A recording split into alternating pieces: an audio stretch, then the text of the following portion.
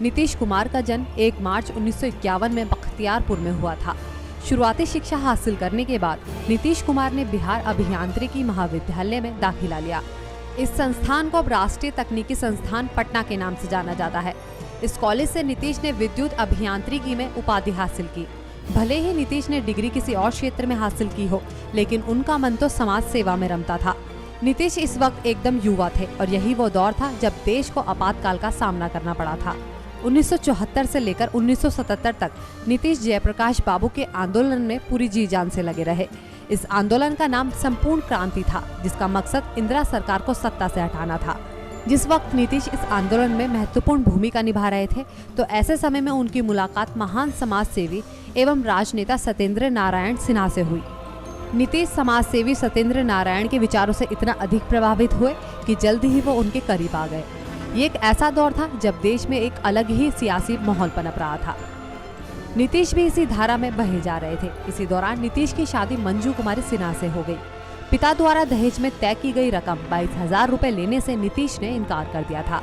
बताया जाता है कि पटना के लाजपत रॉय हॉल में नीतीश और मंजू की शादी बेहद सादगी से संपन्न हुई थी। पारिवारिक जिम्मेदारी निभाते हुए भी नीतीश ने राजनीति में अपनी पैठ बनाना जारी रखा।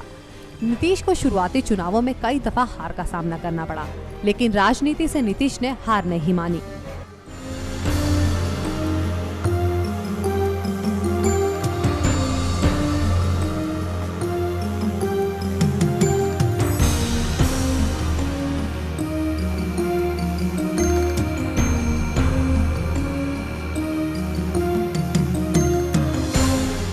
वाकई मुश्किलों से हार मानना शुरू से ही नीतीश कुमार की फितरत में नहीं रहा।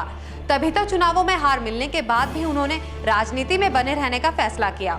पारिवारिक जिम्मेदारी निभाने के साथ ही नीतीश सियासत की जमीन पर खुद के लिए एक मुकाम बनाने में भी जुटे रहे। जेपी आंदोलन में पूरी सक्रियता के साथ नीतीश लगे रहे। नीतीश जेपी आंदोलन से मिली पहचान की वजह से खुद को राजनीति पहचान दिलाने में कामयाब रहे। आइए जानते हैं बिहार को चमकाने का दावा करने वाले नीतीश ने किस तरह सियासी सीढ़ियां चढ़ते हुए बिहार के मुख्यमंत्री बनने तक का सफर तय किया।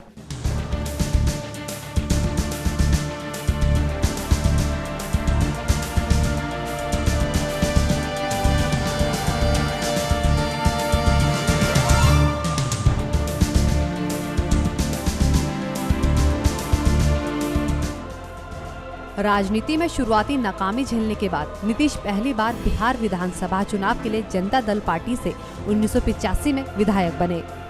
यहां से नीतीश की राजनीतिक कामयाबी का सफर शुरू हो गया। 1987 में नीतीश युवा लोक दल अध्यक्ष बन गए। ये बात 1989 की है, जब उन्हें जनता दल का सचिव चुना गया और इसी साल नीतीश 9वीं लोकसभा के सदस्य बनने में भी सफल रहे। 1990 में नीतीश को पहली बार केंद्रीय मंत्रिमंडल में बतौर कृषि राज्य मंत्री का दर्जा दिया गया। 1991 में एक बार फिर से नीतीश लोकसभा का चुनाव जीतने में सफल रहे। इस जीत के बाद नीतीश को जनता दल का राष्ट्रीय सचिव भी चुन लिया गया। संसद में नीतीश को जनता दल के उप नेता बनाने का भी मौका मिला। 1998 से 1999 में नीतीश को केंद्रीय रेल एवं भूतल परिवहन मंत्री भी बनाया गया, लेकिन अगस्त 1999 में हुई एक रेल दुर्घटना के बाद उन्होंने अपने मंत्री पद से इस्तीफा दे दिया। अब तक नीतीश की साख एक अच्छे वक्ता और एक अच्छे राजनेता के तौर पर बन चुकी थी। वैसे सन 2000 में नीतीश महज 7 दिन के लिए बिहार के मुख्यमंत्री भी बने, लेकिन उन्हें अपने पद से त्याग पत्र देना पड़ा। खैर, इस साल उनको केंद्रीय मंत्रिमंडल में जगह मिली और उन्हें कृषि मंत्री बना दिया गया। अटल बिहारी वाजपेयी सरकार में नीतीश मई 2001 से 2004 तक केंद्रीय रेल मंत्री के पद पर रहे। 2004 के लोकसभा चुनावों में उन्होंने बाढ़ और नालंदा से पर्चा भरा, लेकिन वो बाढ़ की सीट हार गए। खुद को एक बार फिर से बिहार की राजनीति पर फोकस करते हुए नीतीश ने 15 सालों वाले लालू राज का अंत कर दिया। यह नवंबर 2005 की बात है, जब राष्ट्रीय जनता दल की 15 साल पुरानी सरकार को नीतीश ने उखाड़ फेंका। खुद को बिहार का मुख्यमंत्री बनाने तक के सफर में नीतीश को तमाम कठिनाइयों का सामना करना पड़ा, लेकिन उन्होंने कभी हार नहीं मानी। आरजेडी को सत्ता से उखाड़ना इतना आसान नहीं था, लेकिन नीतीश ने यह कारनामा भी कर दिखाया।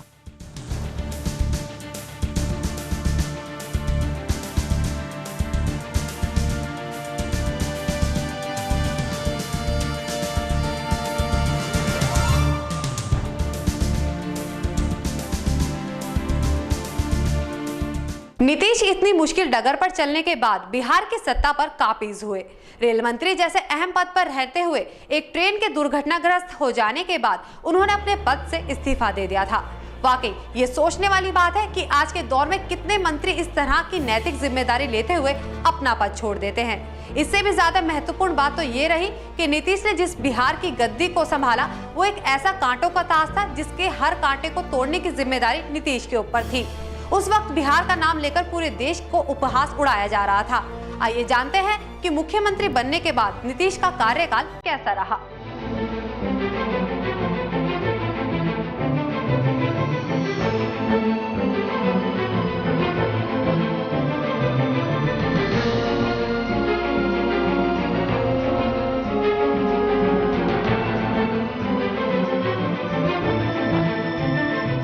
मुख्यमंत्री के रूप में ताजपोशी होने के बाद नीतीश ने जमीनी स्तर पर सुधार किए। इनमें सबसे पहले उन्होंने गुंडागर्दी पर रोक लगाई, साथ ही सड़कों को दुरुस्त किया जाने लगा और भी तमाम बुनियादी काम शुरू हुए, जिससे बिहार की जनता को खासा लाभ हुआ। बिहार की ग्रोथ रेट में भी काफी सुधार हुआ और वो देश के विकसित राज्यों की कतार में शामिल होने लगा। बिहार में जिस तरह का काम नीतीश ने 5 सालों में किया, उसको सुशासन का नाम दिया गया।